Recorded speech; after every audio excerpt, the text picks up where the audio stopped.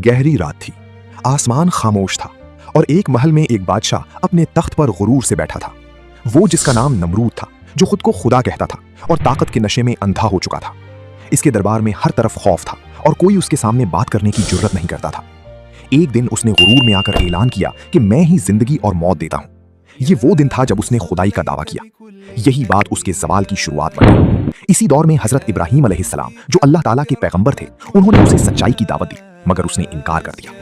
फिर अचानक अल्लाह के हुक्म से एक छोटा सा मच्छर उसके लिए अजाब बन गया। वो मच्छर उसके नाक के रास्ते दिमाग तक पहुंच गया और शदीद दर्द शुरू हो गया। नमरूद चीखने लगा और हर लम्हा दर्द बढ़ता गया। वो अपने लोगों से कहता, मेरे सर पर जूते मारो, मुझे सुकून चाहिए। और लोग उसके सर पर जूते मारकर उसे वक्ती आराम देते थे। जो बादशाह कभी सब पर हुक्म चलाता था, आज एक मच्छर के सामने बेबस लाचार हो चुका था। आखिरकार वही नमरूद जिसने खुदाई का दावा किया था, एक छोटे से मच्छर ने उसको मौत की घाट उतार दिया और उसका खुदाई का दावा झूठ बनकर दुनिया के सामने आया।